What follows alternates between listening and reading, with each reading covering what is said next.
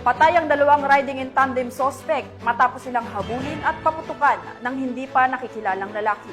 Ilang sandali matapos nilang pagbabarilin ang biktimang naglalakad sa barangay Tuktukan, Taguig City. Alamin ang iba pang impormasyon mula kay Patrol Woman Mary May Toniveva. Eksena ng takot at tensyon ang bumalot sa General Luna Street, Barangay Tuktukan, Taguig City matapos nilang masaksihan ang madugong engkwentro sa pagitan ng riding in tandem at isang concerned citizen nitong Martes lang pasado alas 4 ng hapon. Base sa investigasyon, naglalakad sa tabing kalsada ang lalaking nakaitim nang bigla itong paulanan ng bala.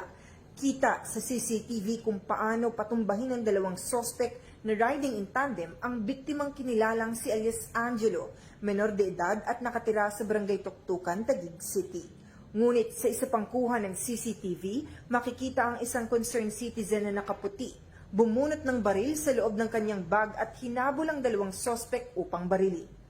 Dito bumulagta ang dalawang suspect at tuluyan ng binawian ng buhay.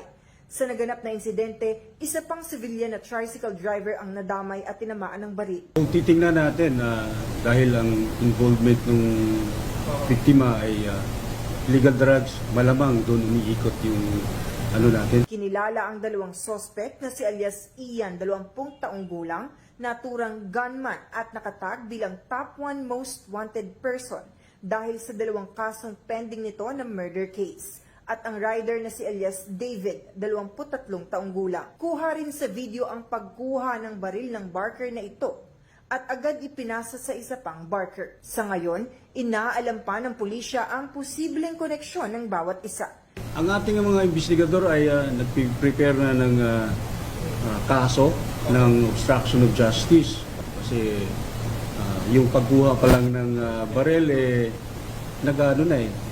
nagkakaroon ng problema yung investigasyon ng ating mga pulis. Samantala, ang biktimang si alias Angelo ay kasalukuyang nasa ospital para sa pagpapagamot, maging ang tricycle driver, habang ang concerned citizen ay pinaghahanap na ng pulisya para sa karagdagang impormasyon.